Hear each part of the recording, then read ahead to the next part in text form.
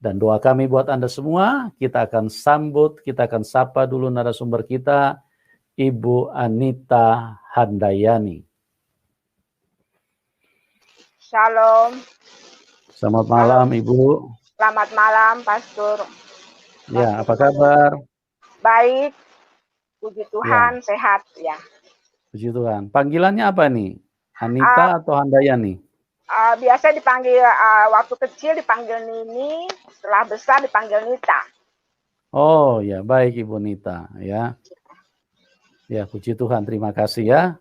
Ada juga dari Padang namanya Yusnita Tanjung. Ibu Yusnita, mungkin Ibu kenal juga ya.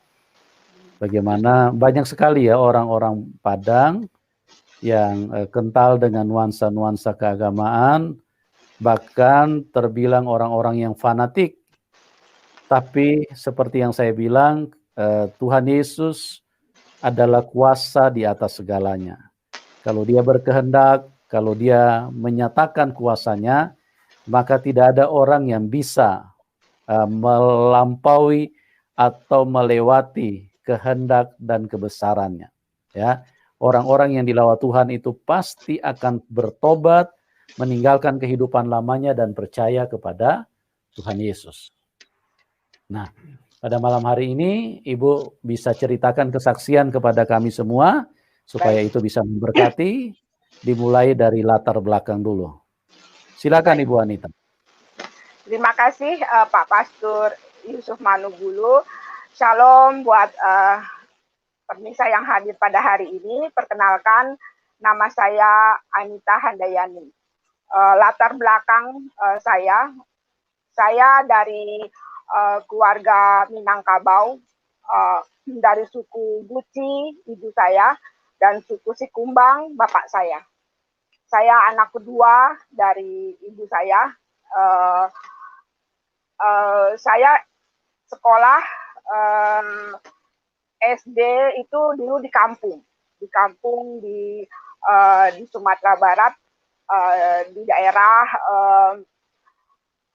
Pasir 4 Angkat Canduang, dekat Bukit Tinggi, dekat sekolah Diniyah, di mana rumah kami itu, rumah kakek saya itu, rumah kakek itu dekat surau, 2 surau namanya Surau Usang dan Surau Kunyang. Saya adalah cucu kedua dari Buya Malik Ahmad.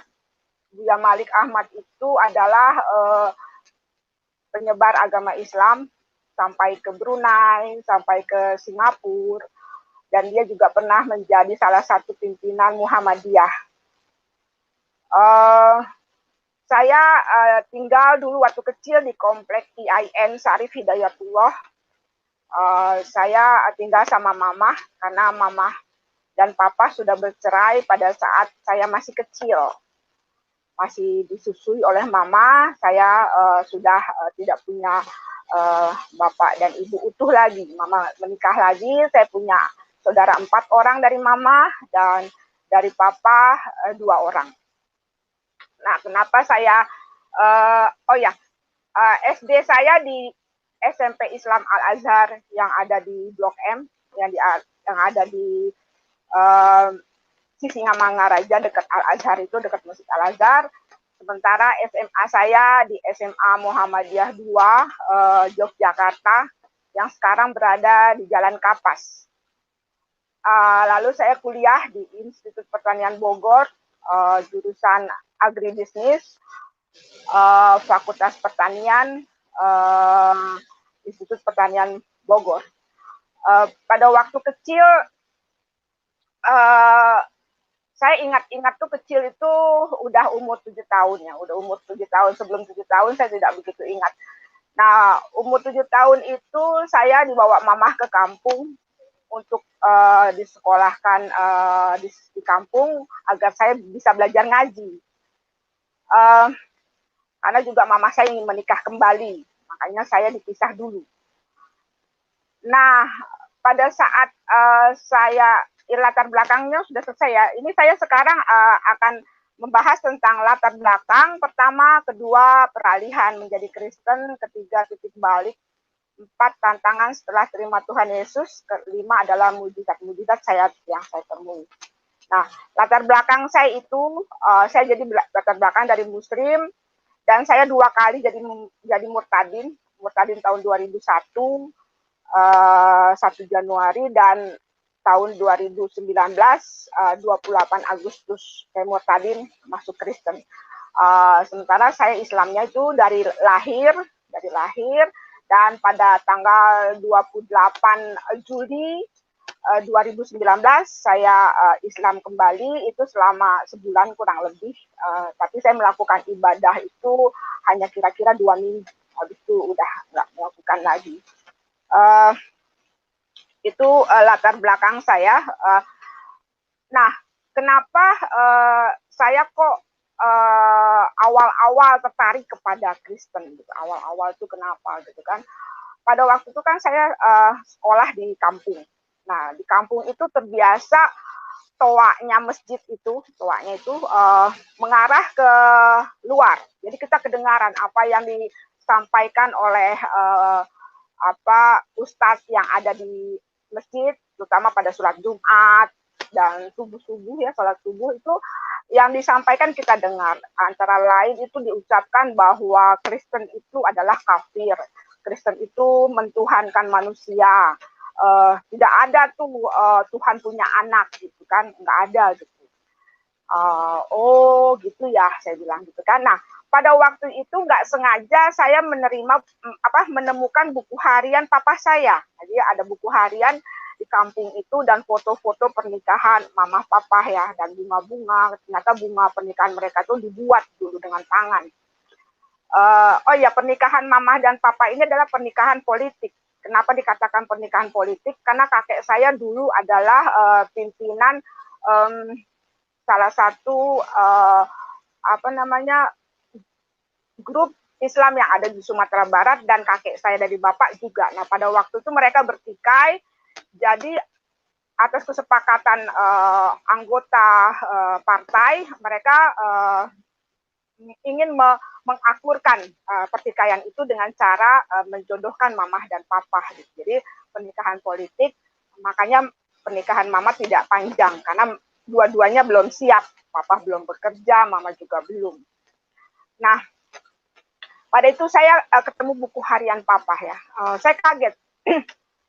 Kenapa di luar itu di masjid suka menjelekkan tentang Kristen, mama juga suka melarang saya. Anita jangan, aku panggilnya Nini waktu kecil, Nini jangan lihat acara-acara Kristen, nggak boleh, haram. Oh, haram ya, nggak boleh ya, Ma. Iya, nggak boleh. Tapi kenapa sekarang aku ketemu buku harian papa ya, yang ada pohon Natal, ada lilin Natal.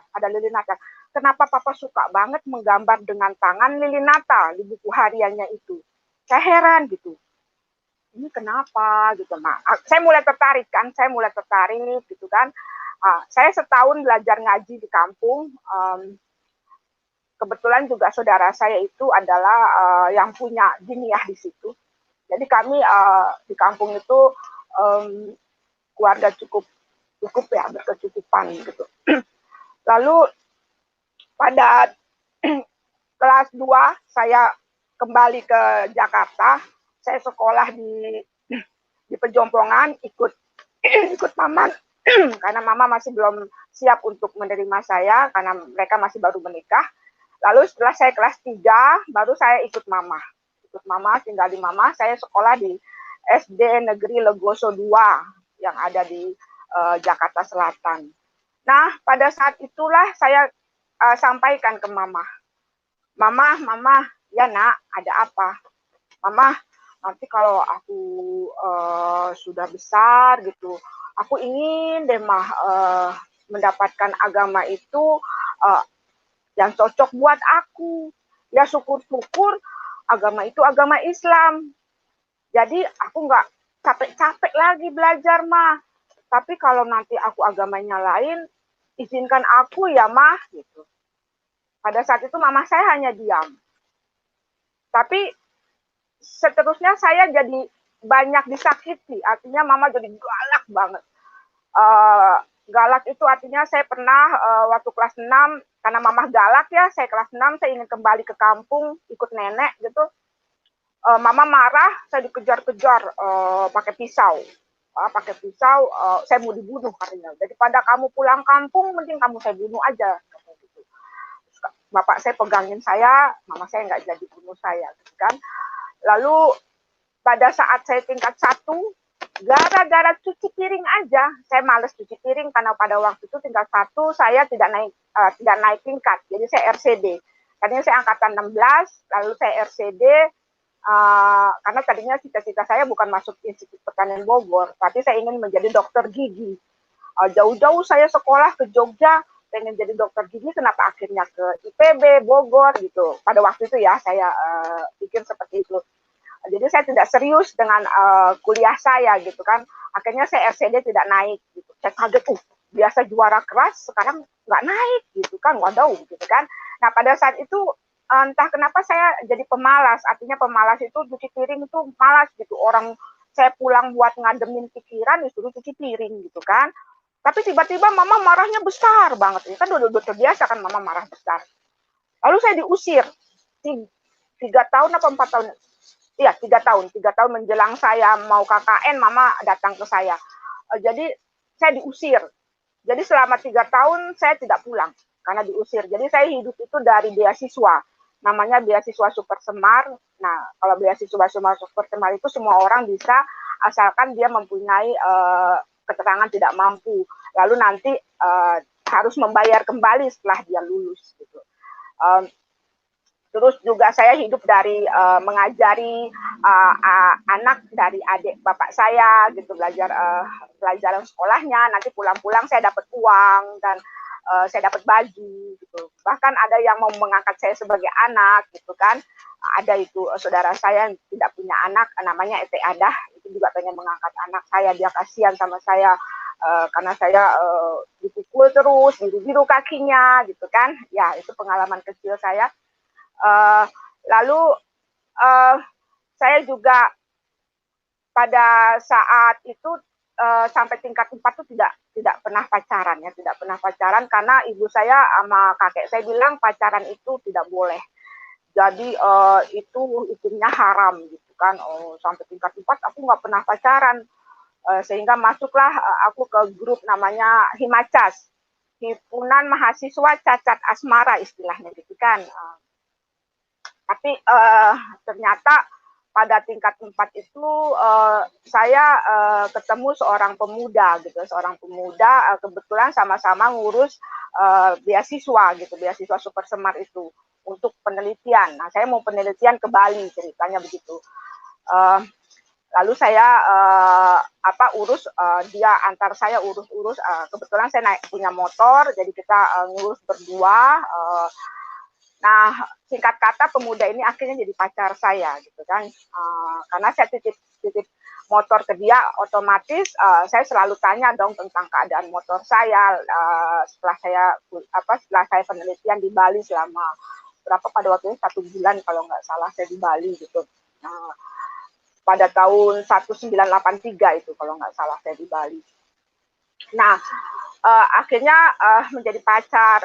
Itu pun jadi pacar juga prosesnya aneh gitu. Artinya aneh tuh begini. Kan saya pikir, apa kalau orang mau jadi pacar itu harus ciuman ya, gitu kan. Harus ciuman. Kalau nggak ciuman nggak punya pacar ya, gitu kan. Nah, aku tuh pada saat itu diajak ke bioskop oleh namanya Dang Yudi ya, Dang Yudi. Nah, diajak ke bioskop. Aku mau dicium, tapi ternyata pacaran kami terlampau over sehingga saya hamil duluan. Jadi kita menikah itu setelah saya lulus. Setelah saya lulus, saya terjatuh dari motor saya. Nah, pada saat itulah saya sepertinya hamil gitu kan. Hubungan kami tidak sehat gitu. Itu saya sudah bekerja di Universitas Nasional ya pada saat itu. Nah, makanya karena tidak kudus, saya pikir karena tidak kudus pernikahan saya, makanya kami bercerai akhirnya dari suami yang pertama gitu kan. Dari suami yang pertama saya bercerai, itu pun bercerainya aneh gitu. Artinya aneh apa? Saya itu digerebek. di sebuah hotel dengan seorang pria. Dan pria ini bukan pacar, bukan. Dia adalah adik teman saya di SMP Al Azhar. Pada saat itu dia ingin konsultasi ke saya tentang hubungan rumah tangga dia yang tidak harmonis gitu kan. Saya bilang oke, saya pengen tahu apa yang menyebabkan hubungannya tidak harmonis gitu kan. Ternyata sedang begitu kamar kami digedor gitu. Aku kaget, siapa tuh ya gitu kan. Lalu saya buka, ya nggak ada apa-apa, orang saya memang bukan pacar kok itu kan. Saya digerebek sama suami saya, lalu saya dibawa ke polsek, lalu mamah dipanggil. Ngebayang nggak Anita yang begitu soleh, yang pandai mengaji, yang sekolah agamanya ketat, tiba-tiba masuk polisi sektor dengan tuduhan selingkuh. Aduh, aku bilang waduh, kacau ini. Padahal enggak, itu bukan pacar saya gitu ya. Oke, mama datang, mama tebus saya sehingga saya tidak ditahan oleh polisi. Walaupun polisi nakut-nakutin, Anita mau ditahan. Hah? Ditahan? Aku pegawai IPB loh, gitu kan. Pada itu saya udah pegawai IPB. Jadi di awal saya pegawai Universitas Nasional, lalu kemudian saya pegawai IPB. Pegawai IPB itu saya tahun 1994. Pegawai di Nasional, Universitas Nasional itu saya mulai tahun 19, saya lulus 84, 85 kalau nggak salah saya masuk Universitas Nasional. Saya jadi dosen di sana, dosen Fakultas Pertanian di sana, dan juga Fakultas Biologi saya mengajar praktikum kimia. Sementara di Fakultas Pertanian saya mengajar pengantar ekonomi pertanian dan sosiologi pedesaan praktikumnya. Karena kenapa saya memegang praktikum? Karena saya S1 bukan S2. Waktu itu S1 masih boleh mengajar tapi praktikum. Okay. Lalu saya pada waktu di kantor polisi itu saya kan udah berkenalan nih. Jadi saya bekerja di IPB itu jalurnya bukan dosen karena IPK saya tidak cukup. Sementara tadinya saya backgroundnya adalah dosen waktu di Universitas Nasional gitu kan. IPK saya tidak cukup, saya masuk ke IPB, lalu saya pikir pekerjaan tenaga usaha itu gampang banget ya gitu kan, sebentar selesai oleh saya. Nah akhirnya saya bilang saya harus menemukan suatu pekerjaan yang saya tertantang gitu. Lalu saya masuk ke pekerjaan IT. Jadi saya di Fakultas Pertanian, saya masuk Fakultas Pertanian pada waktu itu, saya masuk sebagai administrator lokal area network. Karena pada waktu itu kenapa saya terpilih, karena memang pegawai negeri belum pada pinter IT gitu. Nah kebetulan dilihatnya Anita pada saat itu mempunyai potensial untuk terus belajar. Jadi saya dikhususkan oleh pimpinan yang ada di IPB gitu ya, saya dikhususkan sehingga akhirnya saya pinter membuat website begitu. Nah pada saat itu tentu saya banyak chatting gitu kan, itu terbiasa. Nah pada saat chatting itulah saya berkenalan dengan namanya Mas Yudi Damanik gitu ya. Dia orang Batak, dia orang Kristen begitu ya. Ini saya masih belum cerai ya dari suami pertama. Saya kenalan dengan dia. Awalnya itu kenalannya itu karena saya perlu sebuah buku Adobe Photoshop. Nah teman sekantor dia itu mengatakan bahwa Pak Masudi Damanik ini punya sebuah buku yang kamu cari. Oh ya, aku mau pinjam gitu kan. Akhirnya aku pinjam, aku ketemu dengan dia. Nah, aku kaget pas ketemu gitu. Karena kaget kenapa? Karena muka dia kok mirip aku gitu loh. Padahal saya itu satu saudara itu tidak ada yang mirip gitu. Ya karena kami berbeda bapak kan. Tapi sama kakak saya juga nggak mirip gitu. Tapi ini orang bukan saudara, bukan apa, kok mirip. Saya kan wajahnya mirip orang Batak kan, padahal saya bukan orang Batak. Nah makanya Pak Masudi ini orang Batak gitu. Saya pikir, kok ada orang mirip ya gitu kan. Nah dari pertemuan itu, dari pinjem buku itu, saya kaget gitulah, bukunya ini masih dalam keadaan dilaminating. Saya bilang, ini buku dalam keadaan laminating, biasanya orang tidak akan pinjamkan buku yang baru kepada orang yang baru dikenal gitu. Lalu saya kagum gitu. Saya tahu dia Kristen ya, saya tahu dia Kristen. Lalu saya bilang, ini kenapa bukunya masih baru, belum dibaca, dipinjemin ke saya. Ini buku import loh, saya bilang gitu. Karena gambarnya bagus-bagus ya. Gambar walaupun dalam bahasa Indonesia tapi dia itunya bagus, cetakannya bagus gitu. Dia bilang ya nggak apa-apa katanya, kalau misalnya kamu nanti nggak kembaliin ya sudah katanya, nggak masalah buat saya katanya gitu kan. Padahal itu buku susah nyarinya loh. Dia bilang nggak masalah buat saya, tinggal gini aja, kalau besok-besok kamu pinjam, kamu nggak saya pinjemin lagi. Wow, begitu ya orang Kristen ya. Aku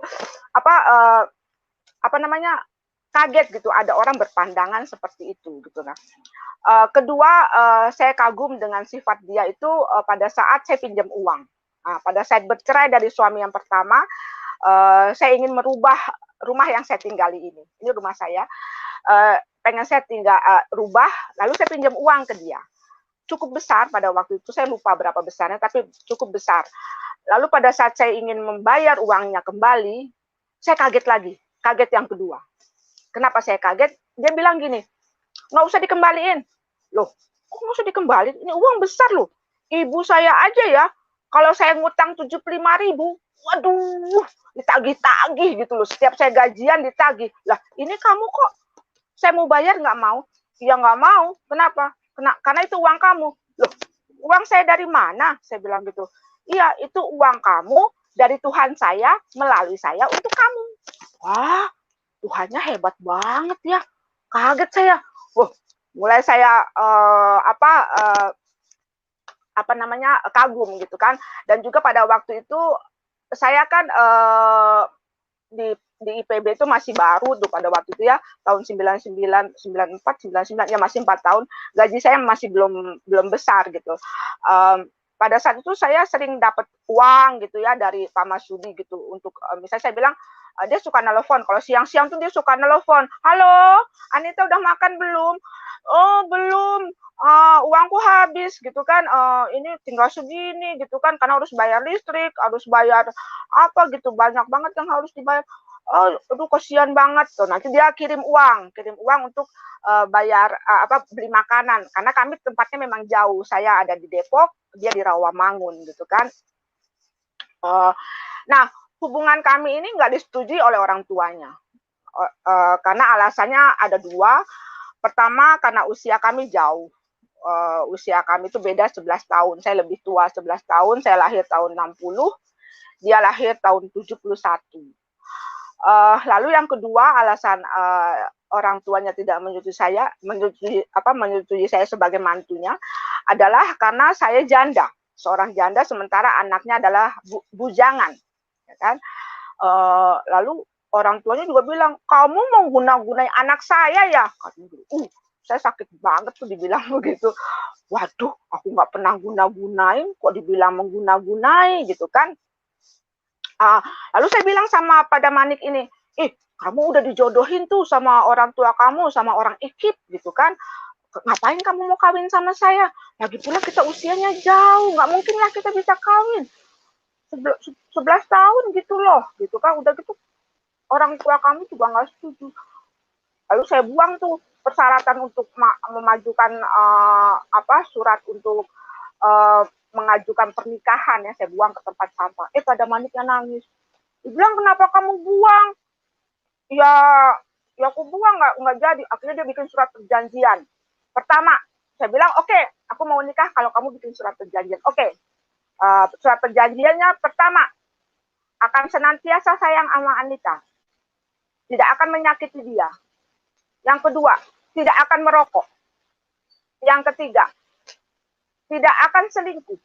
Karena dia tahu usia kita, karena kita tahu usia kita jauh ya, rawan gitu kan. Keempat, tidak akan menceraikan Anita. Ada 5 kalau nggak salah, satu lagi apa ya? Lupa saya. Yang saya ingat itu, yang satu, dia tidak akan menyakiti saya, dan tidak memukul, karena suami saya yang pertama kalau marah suka mukul gitu ya. Yang kedua, dia tidak akan merokok. Yang ketiga, dia tidak akan selingkuh, tidak akan menceraikan saya gitu kan, dia tetap akan setia. Akhirnya saya terima gitu. Lalu ibu saya ngeledek, Anita, itu uh, apa manfaatnya surat perjanjian itu? Hah? Tapi ada materialnya, Mas. Iya, tapi apa manfaatnya? Emangnya berguna? Kalau nanti kamu bercerai itu surat pernyataan. Ya, tapi minimal dia sudah menyatakan sungguh-sungguh, mah. Artinya kan jarang-jarang laki-laki mau berhenti merokok gitu loh, mah, gitu kan. Wow, gitu. Dia bilang nggak akan selingkuh dan tidak akan kawin. Tidak akan menceraikan saya gitu kan. Dan pikiran saya pada saat itu juga di Kristen tidak ada perceraian gitu. Dia selalu bilang ke saya, di Kristen tidak ada perceraian, dia bilang tuh. Sementara saya trauma dengan perceraian kan, trauma karena saya dulu tidak suka bercerai. Saya tetap mempertahankan pernikahan saya yang pertama karena saya pikir bercerai itu tidak enak gitu. Jadi anak broken home itu tidak enak karena kita tidak punya ibu bapak gitu. Lalu saya akhirnya menikah mau, itu pun saya juga nggak tahu, ada keluarganya dari Pak Damanik ini datang, 2 orang yang dia akunya sebagai opung gitu. Tetapi ternyata kakak dia tidak kenal dengan orang itu. Saya kan nggak tahu kalau keluarganya tidak kenal. Saya pikir pernikahan saya dihadiri oleh salah satu keluarga yang dihormati Pak Damanik gitu kan. Dia hadir dan juga teman saya sekantor juga ada yang hadir, lalu ibu-ibu majelis, anggota paduan suara juga hadir karena saya aktif bernyanyi di gereja gitu. Karena saya memang hobi sekali bernyanyi gitu kan. Nah, singkat kata sekarang belum sampai ya, itu masih latar belakang. Oke, itu udah peralihan berarti ya, peralihan. Entah kenapa saya kaget gitu. Waktu malam pertama saya kaget gitu loh. Oh, pantesan dia mau sama orang yang lebih tua gitu, bukan anak muda gitu. Ternyata dia tidak mempunyai kemampuan seorang suami yang baik dalam hal hubungan suami istri gitu. Oh, pantesan. Ya sudah, saya terima karena saya sudah puas dengan kehidupan hubungan suami istri yang pertama. Saya nggak masalah. Yang penting kata saya, kamu terima saya apa adanya, kamu bawa saya bersama Tuhan Yesus, tapi saya belum percaya penuh nih dengan Tuhan Yesus gitu kan. Saya cuman masuk Kristen karena pernikahan, ya, jujur karena pernikahan. Jadi pada waktu itu Mama pernah datang ke rumah saya di sini di Depok ini.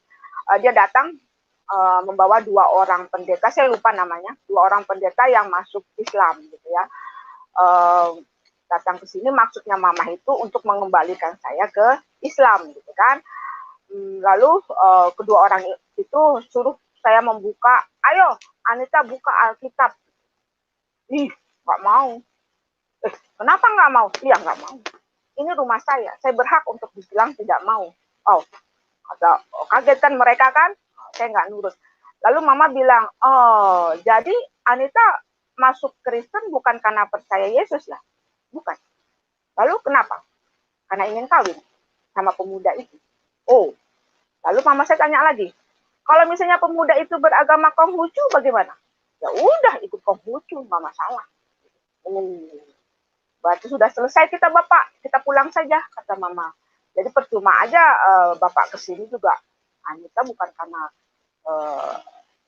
Alkitab, bukan karena Tuhan Yesus masuk Kristen, tapi karena manusianya. Nah, inilah kesalahan awal saya. Saya percaya kepada manusia. Karena apa? Manusia itu bisa berubah ternyata. Perasaannya bisa berubah gitu. Artinya dia ternyata memendam perasaan dengan first love-nya. First love itu adalah cinta pertamanya SMP, ketika SMP, namanya Asmida Boru Purba. Dia pendam, itu fotonya dibawa-bawa. Awal-awal sih tidak. Nah, pas saya ketemukan foto itu di gudang, saya suruh buang. Bukannya dibuang, tapi malah disimpan di tasnya, dibawa-bawa. Lalu dengan jujur dia katakan pada suatu saat bahwa dia tidak bisa melupakan cinta pertamanya. dari hatinya. Dia bilang gitu.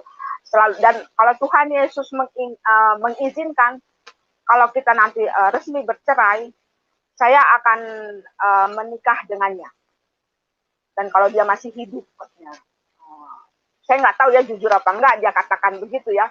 Maksudnya kalau dia masih hidup, saya yakin mereka sudah berhubungan sejak tahun 2017, karena pada tahun 2017 itu suami saya ini pulang kampung karena ibunya sakit harus dirawat cukup lama 2 minggu.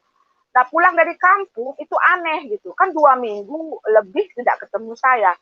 Pulang saya berdiri di depan dia, saya kangen kan 2 minggu lebih, dia tidak peluk saya, yang dipeluk cuma anaknya.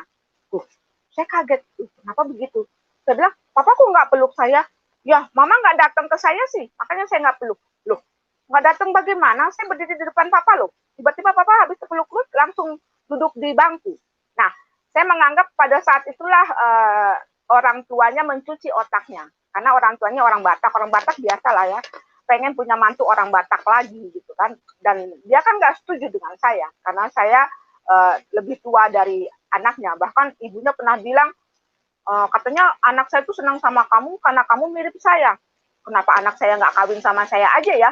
Waduh, ini orang tua kacau nih udah, gue bilang gitu kan. Masa anak kawin sama orang tua gitu kan. Terus sejak tahun 2017 itu kehidupan rumah tangga kami mulai terjadi gelombang-gelombang kerikil ya, kerikil.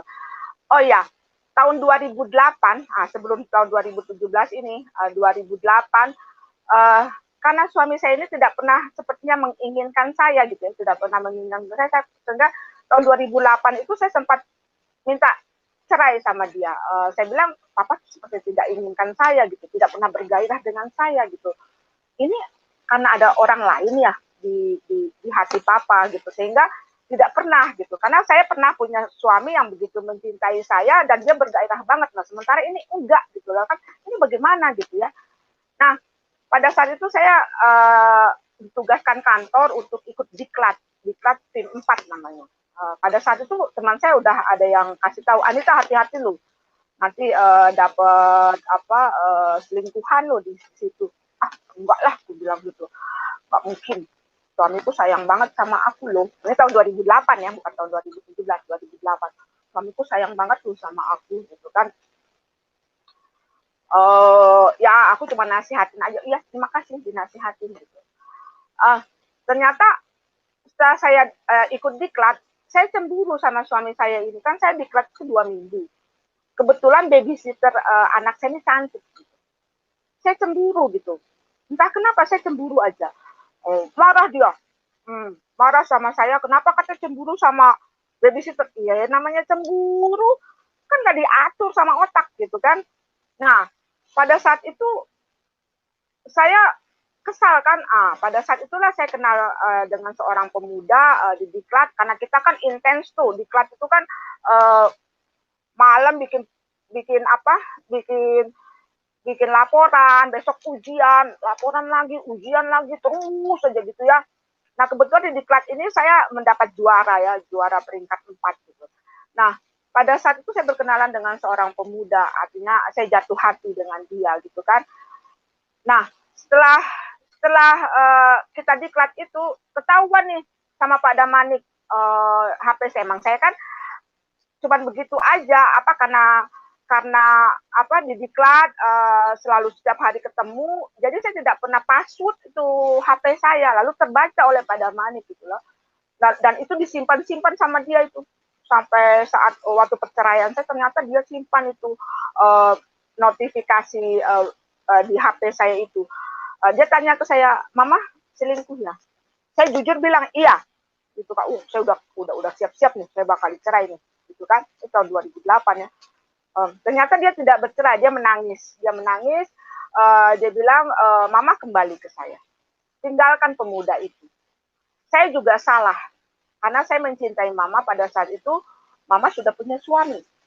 Saya kaget, wih, ini cinta sama saya sebelum saya cerai ya, wow gitu kan. Ya kembalilah, oke, saya kagum ya. Ini kekaguman saya ketiga kepada orang Kristen ya, kekaguman saya bahwa dia bilang saya mengkuduskan mama, gitu kan? Saya mengkuduskan mama, mama kembali, tinggalkan pemuda itu. Ya, nggak masalah gitu, karena memang pemuda itu juga sudah punya istri gitu kan? Oke, nah ternyata saya disakiti terus ya, saya disakiti terus. 2017, 2018, nah 2019 awal, nah ini penyakit sakit yang paling saya awal 2019 saya dapatkan dari suami saya yang Batak ini, yang orang Kristen ini, yang saya pikir tidak akan selingkuh karena dia sudah berjanji kan. Itu terucap kata-kata begini, entah kenapa ya tadi malam papa setelah berdoa di depan mama, dia bilang gitu, muka mama itu bangun, dia bilang gitu ya, saya juga bingung kok muka bisa bangun gitu ya, muka mama bangun. Nah setelah saya melihat begitu, saya jadi benci sama mama, saya tidak cinta lagi sama mama. Wow, ngebayang nggak apa yang saya alami? Runtuh kan saya. Waduh, saya udah meninggalkan keluarga besar saya untuk pindah Kristen. Sekarang dia bilang dia tidak cinta saya dan sudah benci. Wow, gitu kan. Nah, pada pertengahan tahun 2019, karena kita bertengkar terus, lalu dia izinkan saya ikut temu alumni. Tanggal 27 sampai tanggal 28 Juli di Yogyakarta, karena saya alumni SMA Muhammadiyah 2 Yogyakarta kan. Saya disuruh maksudnya menghibur diri ke sana gitu. Oh, saya senang banget loh. Saya nggak tahu apakah ini sebuah politik atau gimana. Teman-teman saya pada waktu itu merasa senang aja. Apa ini sebuah jebakan saya juga nggak tahu. Karena saya tidak berpikir sejauh itu gitu. Lalu saya senang, saya beli cepat-cepat tiket. Lalu saya ikut temu alumni. Nah pada saat di sana di Jogja, saya tinggal di rumah Tri Mulyani namanya.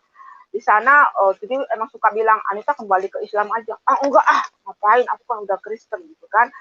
Nah sehari kemudian saya kan sebelum acara temu alumni itu saya tinggal di situ. Lalu kemudian saya tanggal 27 baru ke hotel disaster di Kaliurang gitu. Nah pada saat itu saya ketemu dengan namanya Sentot, teman saya, dia psikolog ya. Tujuan saya adalah meminta tolong. Saya bilang, Sentot tolong saya gitu. Tolong ubah saya agar saya bisa disenangi oleh suami saya. Kenapa? Karena suami saya sudah berucap tidak sayang, tidak cinta, sudah benci. Salah saya apa Sentot gitu kan? Terus Sentot bilang gini, Anita kembali aja ke Islam, Anita pasti akan bahagia. Oh masa gitu kan. Lalu tiba-tiba guru saya datang pegang saya, Anita kami semua sayang sama Anita. Anita mau ya kembali ke Islam? Nah, karena dipegang sama guru, saya bilang iya mau, tapi ntar dulu saya minta izin dulu sama suami saya yang damanik itu. Oke, nanti kalau dia nggak izinkan ya nggak jadi. Oke. Nah, akhirnya saya kembali ke kamar, saya telepon pada Manik tidak mau. Saya tanya sama anak saya, kenapa dia tidak mau ditelepon? Ya karena papa sibuk nyuci. Waduh, ini udah 2 hari mama di Jogja nggak pernah bisa dihubungi, di mana sih gitu kan. Terus aku WA, aku nih mau dimualafkan besok pagi-pagi subuh-subuh, boleh tidak? Karena kalau papa boleh pasti ini urusannya akan banyak, ke KTP berubah, kakak berubah, data maksudnya. Saya pikirnya cuma data aja, nggak pikiran yang lain. Saya nggak tahu akibatnya apa, yang lain saya nggak tahu. Lalu suami saya ngomong begini, terserah mama, itu urusan mama dengan Tuhan mama. Loh, kaget saya. Kagetnya, loh berarti selama ini Tuhan kita nggak sama ya? Padahal kita udah sama-sama Kristen. Terus saya tanya lagi sama anak saya inginnya ada yang melarang gitu loh. Jangan, gitu. Pengen ada yang ngomong begitu, tapi itu nggak saya dapatkan. Lalu saya tanya lagi sama anak saya, Rut, Mama mau dimualafkan nih besok nih, boleh nggak nak? Gitu kan. Saya berharap anak saya melarang, jangan dong ma, gitu. Ternyata enggak. Anak saya malah bilang gini, ya saya sama dengan yang papa pikirkan. Terserah mama, itu urusan mama dengan Tuhan mama. Waduh, wah muncul rasa marah saya. Saya bilang gini, oke, terserah saya. Jadi jangan marah ya apa yang saya dapatkan. Saya pilih, saya mau dimualafkan. Saya akan kirim videonya dan saya akan kirim fotonya. Dia nggak jawab. Waduh, nggak jawab. Nah, udah saya tidur kan, saya tidur. Besok pagi-pagi teman saya gedor saya untuk saya mandi. Jadi saya mandi besar gitu. Saya mandi besar karena saya mau dimualafkan di ruang masjid hotel itu gitu. Akhirnya saya dimualafkan, dihadiri oleh teman-teman di situ. Nah, oleh Sentotnya dimualafkan, ternyata dia seorang ustadz ya, ternyata saya juga baru tahu. Aku pikir hanya psikolog gitu. Saya salah konsultasi sebenarnya itu ya, tapi nggak apa-apa. Inilah perjalanan hidup ya. Lalu saya dimualafkan. Nah, setelah saya dimualafkan tuh ada teman saya berbisik, dia seorang sarjana hukum ya. Ini kan udah pada tua-tua nih kita semua, udah 40 tahun. Ini adalah pertemuan yang ke-40 dari saat kita sekolah waktu SMA. Dia bisik, Anita, kamu tahu nggak apa akibat kamu jadi mualaf? Ya, cuman data lah. Ya bukan. Lalu apa lagi? Nanti Anita kalau pulang itu tidak boleh lagi tidur sama suaminya. Loh, kenapa? Ya karena udah haram. Hah? Haram?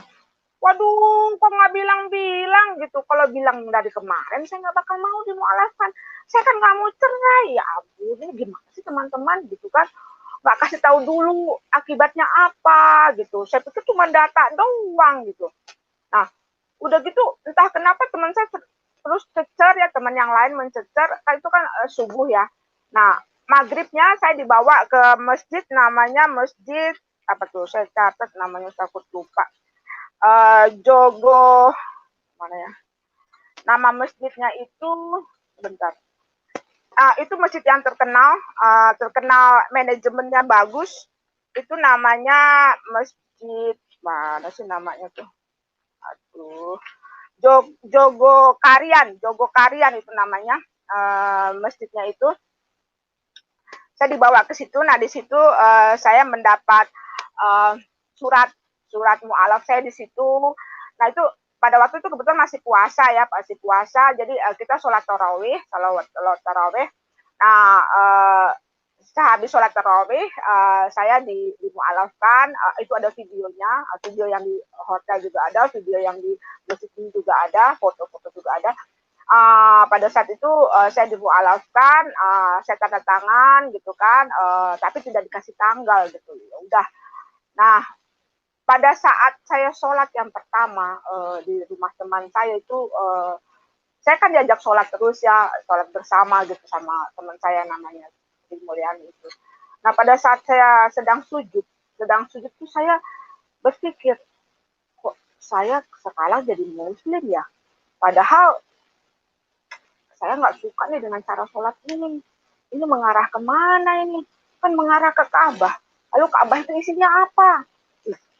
Itu kan berhala ya, gitu. Saya berpikir saya seperti itu. Kenapa ya saya melakukan ibadah seperti ini, menyembah seperti ini? Nah, pada saat saya pulang, saya melihat suatu keganjilan gitu. Sri Mulyani ini kan berjilbab. Ya, berjilbab, tapi dia yang-yangan sama temen sealumni gitu. Lalu saya marah, kamu suap-suapan dengan bukan suami kamu, bilang gitu. Wow. Saya belum tentu mau masuk Islam beneran loh kalau kayak gini gitu. Artinya orang berjilbab, saya pikir muslim tuh akan jauh dari hal-hal yang negatif. Ternyata tidak ya, gitu kan. Nah, terus ya Anita ya terserah saya kan, saya belum ke RT, belum ke kelurahan ganti data, ini kan baru di Jogja, saya tinggal bukan di Jogja loh, gitu ya. Nah, pada saat saya mau naik kereta, saya pulangnya saya diantar tuh sama ketua alumni ya, sama teman-teman gitu kan. dipesanin, Anita jangan kontak-kontak lagi ya sama orang Kristen, pasti nanti orang Kristen akan nggak boleh tuh Nita kembali ke Islam gitu. Oh iya gitu, tenang aja. Nah ternyata yang ngontak saya ini dosen gitu, dosen IPB, dan itu orang yang saya hormati karena setiap kita naik pangkat, saya kan pernah jadi KPI juga dulu di IPB, pernah juga jadi kepala seksi juga. Nah ibu inilah yang suka menyaring kami gitu, menyaring kami ini layak nggak untuk jadi pemimpin. Gitu. Dia ya yang psikotes apa menguji kita gitu ya. Saya pokoknya hormat banget sama guru, sama dia gitu. Dia bilang, Anita, kenapa selama ini nggak pernah curhat sama kami gitu? Kenapa tiba-tiba IPB heboh nih? Anita pindah jadi Islam gitu. Ada apa? Pokoknya Anita harus ketemu saya. Oke Bu, saya bilang nanti saya sampai di Depok, nanti saya akan ke Bogor gitu kan. Nah selama perjalanan saya naik kereta api itu air mata saya keluar terus ya, itu tanpa dikehendaki ya, keluar aja terus. Saya seperti orang bingung gitu. Wow, saya seperti orang bingung. Nah sampai di rumah suami saya sama anak saya langsung tidak menyambut saya, dia ada di pojok, di dekat komputer, di dekat kamar anak saya. Dia bilang kenapa ada di situ gitu. Iya, Mama sekarang sudah bukan istri saya lagi. Loh, kok bukan istri Papa lagi? Iya, Mama sudah melanggar janji suci kita. Kan katanya terserah saya pilih. Nah sekarang saya udah pilih, kok dimarahi? Lalu dibilang bukan istri, bagaimana? Itu data kan belum saya urus apa-apa. Saya bisa kembali lagi kok jadi Kristen. Wah, suami saya bilang, nggak bisa. Kamu nggak bisa jadi Kristen lagi. Kenapa? Karena kamu akan melukai sebanyak itu teman-teman kamu yang ada di Jogja itu. Ya, masa bodoh amat. Yang penting saya selamat, keluarga saya. Ya nggak bisa. Nggak bisa ya. Terus saya sholat di rumah, ngaji gitu kan. Lalu setelah sehari saya di rumah, saya pergi ke IPB. Nah di IPB itu ketemu dengan dua orang, sama-sama orang Kristen. Ini orang yang dihormati di sana. Saya juga kan dulu aktif di perkumpulan Kristen. Nah di sana ditarik lagi saya bahwa jalan keselamatan tuh hanya jalan Yesus gitu. Saya cuma ngomong gitu aja ya. Nah pada saat itu saya cuma sampaikan gini, tapi saya nggak bisa jadi Kristen lagi. Kenapa nggak bisa, Bu Anita? Ya karena suami saya bilang nggak bisa. Mama udah Islam sekarang, nggak bisa masuk Kristen lagi. Oh, kata siapa nggak bisa? Kata suami. Oh salah itu suaminya. Kata Bapak itu ya, Bapak Rilus namanya. Itu salah. Anita masih bisa. Anita bisa dipulihkan kembali gitu. Oh masih bisa ya? Iya masih bisa. Nah akhirnya saya pulang dari IPB, kan saya merasa saya sakit. Kenapa saya merasa sakit? Karena air mata saya keluar terus. Lalu sebelum saya ke Jogja itu ada 4 kali saya percobaan bunuh diri karena kecewa saya mendengarkan ucapan suami saya bahwa dia sudah tidak cinta dan benci kepada saya. Lah saya kan jadi malu dengan orang di kompleks saya ini. Karena apa? Di kompleks saya ini dulu saya guru ngaji. Tiba-tiba sekarang suami saya buang saya. Wow. Dan saya juga pernah juara mengaji dulu waktu kecil. Aduh, gitu. Aduh, ini pilihan saya salah di mana ini gitu kan. Makanya saya berobat. Suami saya bilang, Mama nggak sakit, Mama masih bisa tidur. Anak saya juga bilang gitu, Mama nggak sakit. Tidak, aku sakit. Aku harus berobat. Karena apa? Air mataku keluar terus, nggak mau berhenti. Tanpa aku kehendaki. Akhirnya aku ke dokter. Ke dokter namanya Lahargo Kembaren gitu kan. Jauh tuh, dokternya ada di Bogor gitu ya. Kenapa saya sampai ke sana? Saya pada di Depok. Itu karena saya pernah ditabrak mobilnya sama seorang bapak. Ternyata dia pejabat. Nah, dia kan tabrakannya lumayan berat karena dia ngantuk sehingga dia nabrak mobil saya dari belakang gitu. Nah, pada waktu dia ketemu saya, dia melihat saya berobat di psikiater di Depok ini tidak kelihatan kemajuan yang signifikan gitu. Lalu dia bilang, Anita mau nggak berobat ke dokter yang bagus gitu, adanya di Bogor, tapi nggak bisa dapat asuransi. Iya nggak apa-apa, yang penting aku mau sembuh. Oke, ketemui dokter ini di rumah sakit Marzuki Mahdi. Oke. Nah, pada waktu ketemu dokter itu, saya belum tahu ya dokter itu agamanya apa, saya belum tahu. Lalu dokter itu bilang, saya tidak bisa mengobati ibu. Kok nggak bisa ngobatin saya gimana? Saya bilang, iya. Siapa yang membantu ibu? Tuhan yang mana? Maksudnya? Iya. Ibu kalau lagi senang, ibu Kristen kan? Doa secara Kristen. Lalu kalau lagi sedih, lagi susah, lagi putus asa, ibu berdoa secara Islam. Ya kan? Mending ibu nggak usah punya agama sekalian, ateis. Gitu dia bilang. Wah, masa ateis dok? Kan nggak boleh di Indonesia ateis. Ya nggak apa-apa, kata dokternya gitu. Jangan ngasih tahu. Maaf, saya pengen punya agama. Ya sekarang pilih. Kalau Bu Anita tidak mau milih, saya tidak bisa ngobatin Bu Anita. Waduh, bagaimana nih Ustaz jauh-jauh dari Depok ke sini? Akhirnya saya merenung gitu kan, merenung. Lalu saya ingat kepada surat Yohanes 14:6. Saya tidak tahu nama suratnya ya. Pada itu saya cuman pada waktu saya di gereja saya kaget gitu. Ada di Alkitab tulisan itu bahwa ini bunyinya, akulah jalan dan kebenaran dan hidup. Tidak ada seorang pun yang datang kepada Bapa kalau tidak melalui aku. Ini kan Sirotol Mustaqim, saya bilang gitu kan pada waktu di gereja tuh. Nah, saya teringat itu waktu di depan dokter itu. Iya ya, selama ini aku kan cari agama yang benar gitu. Agama benar buat aku maksudnya ya, buat aku. Itu kan aku cari kan Tuhan yang benar. Selama ini aku cari-cari nggak dapet lah, ini udah dapet. Kenapa aku tinggalin ya, gitu kan? Itu alasan pertama. Kedua, alasannya saya tidak mau dicerai karena di Kristen katanya tidak ada cerai, gitu kan? Akhirnya saya bilang sama dokternya, oke, saya pilih Kristen. Yakin? Ya, yakin. Oke, saya obati, dia bilang gitu kan. Nah, pulang dari dokter itu saya pergi ke pendeta. Saya bilang pendeta gereja GPIB Immanuel, saya bilang ibu tolong saya gitu, saya minta dipulihkan lagi. Kenapa Anita dipulihkan? Ya kemarin saya mualaf gitu, saya pengen balik lagi gitu kan. Oh ya suami Anita harus datang dulu ke saya ya, tapi tolong ya Bu, saya nggak mau cerai, suami saya ingin cerai gitu. Ya nanti saya nasihati gitu kan. Di depan pendeta dia bilang dia tidak akan cerai, tapi di luar pendeta lain lagi yang dilakukan gitu kan. Nah, saya kembali ke Kristen disaksikan oleh majelis sektor Kanaan pada saat itu, ada videonya juga dan disaksikan oleh anak dan suami saya pada saat itu. Nah, itu tanggal 28 Agustus tahun 2019, masih baru. Jadi saya masuk Kristen yang kedua adalah benar-benar keinginan saya. Sementara masuk Kristen saya pertama adalah karena cinta kepada manusia, karena ingin kawin dengan dia. Ternyata dia melukai saya gitu. Lalu saya sudah jadi kembali ke Kristen. Saya pikir suami saya akan tenang-tenang aja gitu. Ternyata enggak. Itu kan tanggal 28 Agustus. Ternyata tanggal 17 November 2019 dia minta keluar dari rumah ini. Ingin kontrak katanya, dia ingin menenangkan diri.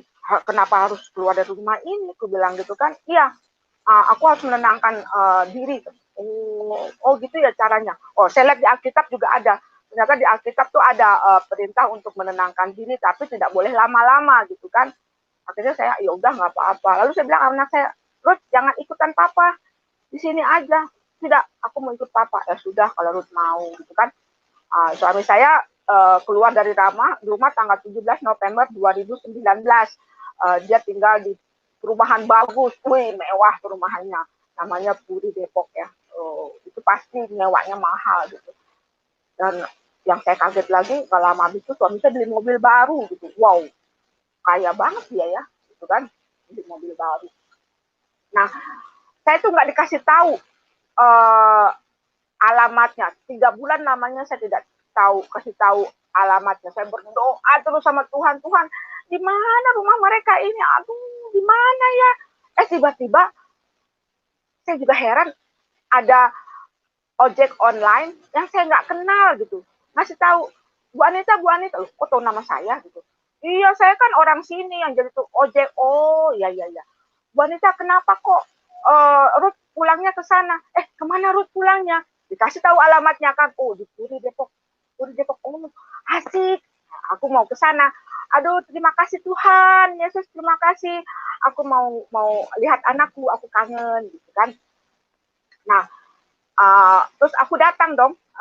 Dengan alamat itu aku datang. Tapi apa coba? Oh, anakku sepertinya gak suka aku datang. Dia lari tuh. Kenapa anakku lari gitu kan? Lalu saya ajak suami saya balik. Papa kan udah cukup lama ya menenangkan diri. Sekarang waktunya pulang gitu. Mbak, saya mau di sini aja. Saya tidak akan kembali ke rumah itu.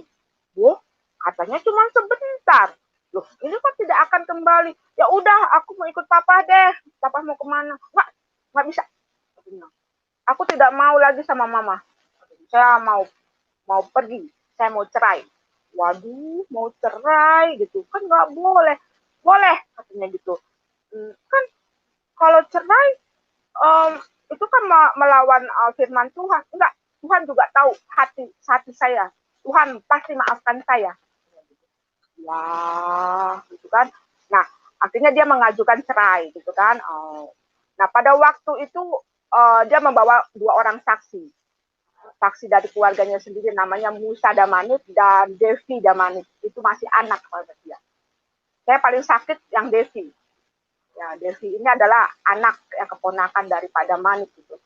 Saya sakit kenapa? Karena Devi ini banyak kesalahan, tapi pada Manit tidak pernah mau tegur. Contohnya pada waktu dia menikah, saya kan jadi pengganti orang tuanya Devi, gitu kan, mamanya udah meninggal. Itu Devi itu tidak pernah kasih ucapan terima kasih, boro-boro ucapan terima kasih, senyum aja tidak gitu.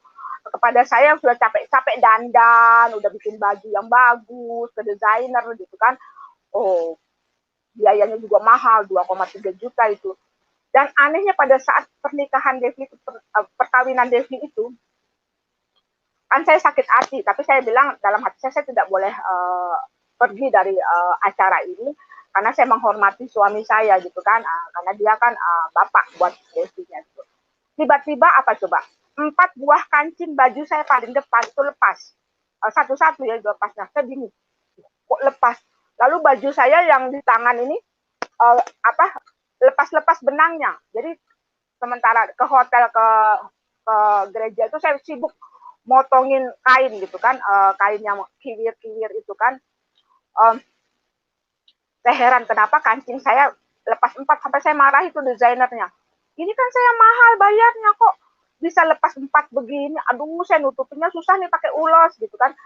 Bu Anita, saya itu demi Tuhan, sampai demi Tuhan, itu menjahit dengan 2 benang. Dan kalau itu copot saya juga nggak ngerti. Saya juga pernah mengalami seperti ini. Kata dulu dia pernah menjahitkan baju buat orang dan mengalami hal yang di luar perkiraan gitu, ajaib gitu kan. Ini pasti ada kuasa-kuasa gelap gitu. Ya udah, aku bilang. Tapi nanti aku benerin. Oke, nanti aku benerin dan aku hadiahkan 1 baju lagi. Wow, oke, makasih, aku bilang gitu kan. Nah, oke, nah itulah saya mengapa sakit hati sama Devi ini. Dan pada saat itu dia bersaksi bahwa saya tidak pernah suka suami saya memberi uang kepada keluarganya. Itu bohong sama sekali. Saya tidak pernah melakukan itu. Itu di depan hakim ya, dia bilang kenapa keluarga tidak suka kepada Bu Anita itu, karena Bu Anita itu melarang suaminya untuk memberi uang pada keluarga besarnya. Keluarga besarku aja nggak pernah aku kasih uang gitu ya. Dia kasih ke keluarga besarnya nggak masalah, aku kan juga kerja. Nah, pada saat itu dia bilang seperti itu, makanya setelah dia menjadi saksi saya marah sama dia. Kamu ini apa-apaan gitu. Suami saya tidak mau mengasih uang ke ibu kamu lagi dulu, itu karena keputusan dia sendiri, bukan kemauan saya. Lalu kenapa saya disalahkan? Dia kasar. Nah, itu ya. Terus di kampung juga saya bertengkar kan sama Devi ini karena saya bilang saya nggak suka, kamu harus minta maaf sama saya gitu. Kenapa saya sudah menggantikan peranan ibu kamu untuk pernikahan kamu, tapi kamu tidak ada ucapan terima kasih gitu kan. Kami bertengkar, kenapa yang dipeluk adalah Devi, bukan saya gitu loh.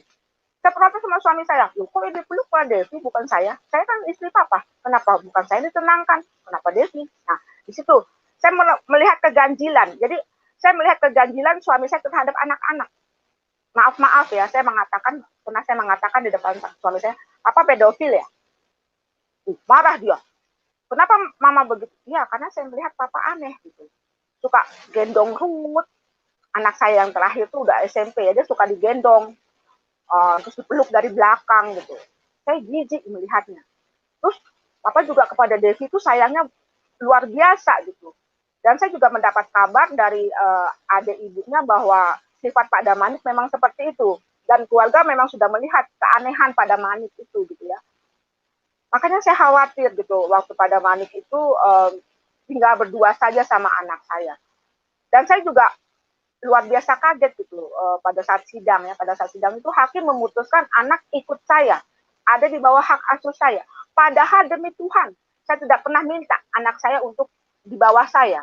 Karena saya pikir anak saya sudah dewasa dan dia bisa memilih gitu. Ternyata menurut hakim itu tidak, anak masih di bawah umur kalau di sidang perdata, umur 21 nanti baru dianggap dewasa gitu kan. Dia masih di bawah umur dan kenapa kami putuskan dia ikut Anita, pertama karena dia masih di bawah umur, kedua karena Anita sudah pensiun, jadi bisa lebih punya banyak waktu untuk mendidik anak gitu kan. Oh ya sudah gitu. Lalu ya saya bilang mau mengajukan banding nggak kepada hakim karena dia putuskan cerai, padahal saya tidak ingin cerai. Saya lihat hakimnya semuanya itu Islam dan kepala hakimnya itu orang Aceh ya, orang Aceh. Celananya itu pendek. Nah, saya tahu kalau celana pendek ini orang yang ibadah Islamnya kuat gitu kan. Nggak mungkin lah saya bisa menang kalau hakimnya masih dia gitu. Pasti kalah lah gitu. Nggak usah, saya terima aja. Cerai ya cerai, nggak masalah gitu kan. Nah, anak saya ajak ke saya nggak mau. Ya anak saya mungkin sudah menikmati kedekatan dengan bapaknya gitu kan, menikmati dalam tanda petik ya. Saya mengartikan dalam tanda petik karena memang buat saya menjijikkan ya, artinya gini. Contohnya pada saat saya ingin hubungan suami istri dengan suami saya gitu ya. Saya ajak hubungan suami istri, dia menolak. Dia bilang gini, enggak, nanti kalau kita melakukan hubungan suami istri, kita terus datang, bagaimana? Dalam hati saya kan bisa dikunci pintu. Kalau enggak kita pergi ke hotel. Tapi itu enggak dilakukan gitu. Waktu kita jalan-jalan juga, kita jalan-jalan setiap 2 tahun sekali ke hotel di Subang. Dia malah bercengkrama dengan anak saya, bukan dengan saya. Dia tidak membangun keintiman dengan saya. Lalu otomatis saya tidak bergairah loh dengan dia ya. Dan ternyata kami berhubungan juga dia nggak bisa berdiri gitu kan. Wow, itu padahal di hotel ya. Lalu saya bilang, papa ini apa-apaan? Papa dekat sama Ruth, saya ada di belakang jalan, papa nggak peduli gitu kan. Di situ saya merasa, wah ini sepertinya rumah tangga saya akan berakhir gitu kan pada waktu jalan-jalan. Nah, diputuskan cerai itu tanggal 3 Desember 2020. Ajaibnya, Januari 2021, suami saya sudah menikah resmi dengan Asmida Boru Purba yang first love-nya itu, yang ada di foto itu. Dan sebelum keputusan cerai, dia sudah mengadakan upacara-upacara di kampung. Sudah perkenalan antara pihak perempuan dan pihak laki-laki, padahal belum putus loh. Dia sudah melakukan itu, kan? Sehingga pada bulan Januari dia menikah itu di gereja, hebatnya ya gereja itu, gereja Kristen namanya Bunda Hati Maria yang ada di Curug itu. Dia meresmikan, memberkati pernikahan ex suami saya Mas Yudha Manik dengan Asmida Boru Purba itu. Saya telepon loh kepada Romonya, kepada itu, Romo apa benar menikahkan Asmida Boru Purba dan Mas Yudha Manik? Iya, benar. Lalu saya bilang, kenapa dinikahkan? Iya, karena sudah ada surat cerai. Dan saya menikahkan karena perintah dari Romo yang lebih senior. Saya bilang, Bapak tahu nggak saya siapa? Enggak. Saya istrinya Pak Damanik. Istri dari perkawinan yang dulu. Ya kan, yang diberkati di gereja. Ini kok bisa diberkati lagi di gereja 2 kali kan?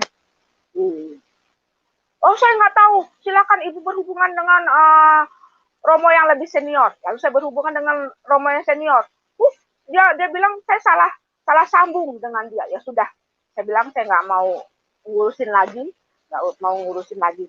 Akhirnya kami terpisah. Nah, apa mukjizat yang saya dapatkan setelah saya masuk Kristen? Dengan saya pilih sendiri. Waktu saya 19 tahun itu saya kan kering, artinya saya tidak bertumbuh imannya, gitu kan. Setelah saya Agustus 2019 saya masuk Kristen, saya bertumbuh imannya. Kenapa saya katakan bertumbuh imannya? Karena saya jadi rajin membaca Alkitab. Saya jadi tahu bahwa cerita yang di Al-Quran sama di Alkitab beda. Padahal kan Al-Quran harusnya kan percaya kepada kitab Injil, ini kenapa beda ya? Contohnya tentang cerita Yusuf gitu kan, yang dia bertemu dengan ibunya, sementara di Alkitab dikatakan ibunya sebenarnya sudah meninggal gitu kan. Nah, itu saya sering membaca Alkitab, saya mendengarkan lagu-lagu pujian, dan ajaib saya sekarang jadi penyanyi loh, penyanyi lagu pujian, dan orang senang mendengarnya. Padahal saya pikir suara saya jelek, tapi orang bilang suara saya bagus. Saya umur udah 61 ya. Dibilang suara saya itu seperti masih 40 tahun. Wow, itu karunia Tuhan. Lalu karunia Tuhan yang kedua. Tadinya waktu saya masih jadi istrinya Pak Damani, badan saya itu udah seperti nenek-nenek. Nenek-nenek artinya saya keriput. Di tangan saya ini keriput.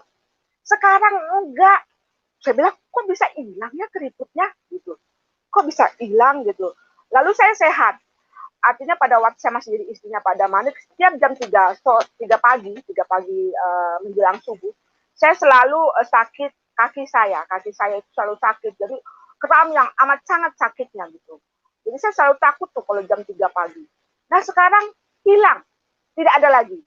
Saya mau pakai selimut kek, tidak pakai selimut kek, saya hilang. Lalu satu lagi, karunia mukjizat yang saya dapatkan. Tadinya saya pikir dengan uang pensiun saya tidak akan cukup untuk hidup karena harus bayar internet apa gitu. Ternyata cukup. Saya bisa kasih perpuluhan ke gereja, lalu bisa kursus piano, kursus melukis, itu kan mahal-mahal. Lalu saya juga bisa memberi orang yang tidak punya uang, jadi saya suka kasih. Misalnya saya dapat sembako, saya kasih ke orang yang tidak mampu, karena saya kan nggak pernah masak. Lalu ada orang yang datang ke rumah, dia bercerita dengan keluarganya, saya bilang saya punya baru gajian, mau nggak saya beri uang? Iya mau, ya, saya kasih. Saya heran gitu, setelah saya rajin perpuluhan itu mukjizatnya. Uang saya cukup aja. Saya bingung, oh ternyata kehidupan itu bukan 1 kali 1 atau 1 kali 2 sama dengan 2 ya. Ternyata bukan itu, bukan matematik gitu. Mungkin karena saya selalu berdoa, selalu jadi berkat-berkat. Ada berkat lagi yang luar biasa saya dapatkan. Tanaman saya di luar itu subur-subur. Yang ajaib itu ada satu tanaman yang ajaib. Tanaman suplir gajah. Itu tidak bisa loh tumbuh di daerah Depok. Harusnya di daerah Bogor, karena dia harus daerah dingin. Tetapi di rumah saya dia tumbuh subur. Nah, saya merasa Tuhan sedang berbicara kepada saya, oke Anita, boleh kamu ditinggalkan suami kamu, boleh kamu ditinggalkan anak kamu, tapi kamu berharga untuk saya. Ini, saya berikan, kamu kan suka tanaman, saya berikan tanaman yang subur, saya kasih kamu tanaman yang indah. Makanya setiap saya melihat tanaman saya yang begitu subur, saya kadang-kadang meneteskan air mata begitu. Saya bilang, saya tahu Tuhan sedang berbicara kepada saya bersyukur, begitu kan. Nah, itu mukjizat yang saya terima. Saya pikir sudah semua poin saya bahas ya. Baik, saya kembalikan waktu kepada Pak Pastor Yusuf Manubulu. Terima kasih atas perhatiannya. Ya, haleluya, puji Tuhan. Sesuatu yang bisa menguatkan kita dan juga sesuatu yang bisa mencerahkan kita serta menyadarkan kita bahwa mengikut Tuhan adalah hal yang sangat pribadi. Jadi tidak ada unsur paksaan, tidak ada unsur pengaruh, karena di dalam Tuhan Yesus itu semua berdasarkan panggilan, semua berdasarkan kasih karunia Tuhan. Jadi kalau Tuhan memberikan kasih karunia kepada seseorang, sekalipun berlatar belakang yang bertentangan atau bertolak belakang dengan iman kepada Tuhan Yesus, itu akan menjadi terkalahkan dengan sendirinya.